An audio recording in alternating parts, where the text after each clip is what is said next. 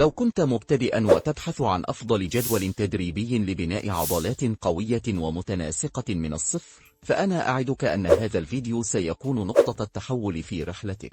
قبل أن نبدأ، اضغط على زر الإعجاب واشترك في قناة عضلاتي، لأننا هنا لنقدم لك أقوى المعلومات العلمية والتطبيقية لبناء جسم رياضي متكامل. هذا الجدول التدريبي مصمم خصوصا للمبتدئين، ومدته 8 أسابيع. الهدف منه ليس فقط تضخيم العضلات، بل أيضا بناء قاعدة صلبة تحمي مفاصلك وتحسن التواصل بين أعصابك وعضلاتك. سنتمرن 5 أيام في الأسبوع، وكل جلسة تدريبية لن تستغرق أكثر من ساعة واحدة، لكن نتائجها سترافقك لسنوات.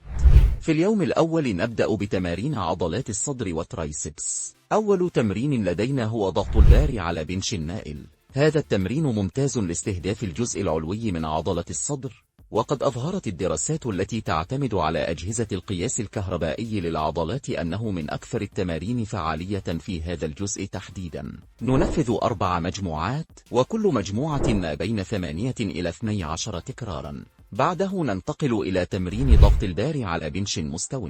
تمرين أساسي لا غنى عنه في أي برنامج تضخيم عضلي. إنه يقوي كامل عضلة الصدر ويمنحك الكتلة التي تحتاجها. 4 مجموعات بنفس عدد التكرارات. ثم نضيف تمرين التقاطع بالكابل من زاوية منخفضة. هذا التمرين لا يضيف فقط الحجم، بل يساعد على تحسين شكل العضلة وتحفيز الانقباض العضلي في نهاية كل تكرار. ننفذ 3 مجموعات من 12 إلى 15 تكرارا. ننتقل بعد ذلك إلى عضلة الترايسبس، ونبدأ بتمرين الدفع بالكابل نحو الأسفل. هذا التمرين يستهدف الرأس الجانبي من الترايسبس، وهو المسؤول عن عرض الذراع. 3 مجموعات بين 12 و 15 تكرارا. ثم نكمل بتمرين تمديد الدمبل فوق الرأس، وهو تمرين ممتاز للرأس الطويل من الترايسبس، ويعزز من امتلاء الذراع من الخلف. ننفذ 3 مجموعات من 12 تكرارا.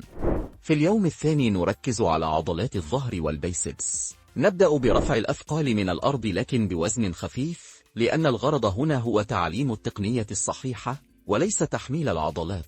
3 مجموعات من 5 إلى 6 تكرارات فقط، ولكن بانتباه كبير. ثم ننتقل إلى تمرين التجديف بالبار مع قبضة عكسية. هذا التمرين مركب ويعمل على تضخيم عضلات الظهر الوسطي بشكل فعال. 4 مجموعات من 8 إلى 12 تكرارا. بعدها تمرين السحب للأسفل من أعلى بقبضة واسعة، يحفز عضلات الظهر العلوية وبالخصوص عضلات اللتس. 3 مجموعات من 10 إلى 12 تكرارا. ثم نضيف تمرين التجديف بالكابل أثناء الجلوس. تمرين ممتاز لتحسين التوازن بين عضلات السحب الأفقية. ننفذ 3 مجموعات من 12 تكرارا. ننتقل الآن إلى عضلة البيسبس، ونبدأ بتمرين لف الدمبل. بسيط وفعال، ويستهدف الرأس القصير من البيسبس. 3 مجموعات من 12 إلى 15 تكرارا. بعده مباشرة نكمل بتمرين لف المطرقة، والذي يركز على الرأس الطويل من البيسبس وكذلك العضلة العضدية التي تعطي امتلاء جانبيا للذراع. 3 مجموعات من 12 تكرارا. اليوم الثالث راحة نشطة. لا توجد تمارين مقاومة، ولكن من المهم أن تبقي الجسم متحركا لتحفيز التعافي. امشي بخفة أو استخدم جهاز الدراجة أو جهاز التجديف لمدة 20 إلى 30 دقيقة. نأتي لليوم الرابع، يوم الأرجل والبطن. نبدأ بتمرين السكوات بالبار بوزن متوسط. هذا التمرين هو الملك لبناء عضلات الأرجل، ويقوي الركبتين والمفاصل بشكل طبيعي. 4 مجموعات من 8 إلى 12 تكرارا. ثم ننتقل إلى جهاز ضغط الأرجل. هنا يمكننا زيادة الوزن بشكل محكوم والتركيز على مدى الحركة. 3 مجموعات من 12 تكرارا. ثم نكمل بتمرين الرفع الروماني لاستهداف أوتار الركبة وعضلات المؤخرة. 3 مجموعات من 10 تكرارات، مع تركيز على التحكم في النزول. بعدها ندرب عضلة السمانة بتمرين الوقوف ورفع الكعب. ننفذ 3 مجموعات من 15 تكرارا، لأن هذه العضلة تستجيب بشكل أفضل للتكرارات العالية. ثم ننتقل إلى تمارين البطن. نبدأ برفع الرجلين أثناء التعلق، تمرين ممتاز لعضلات البطن السفلية. 3 مجموعات من 15 تكرارا، وننهي بجولات من الثبات على وضعية البلانك لتقوية الجذع والعمود الفقري. 3 جولات مدة كل منها 30 إلى 45 ثانية.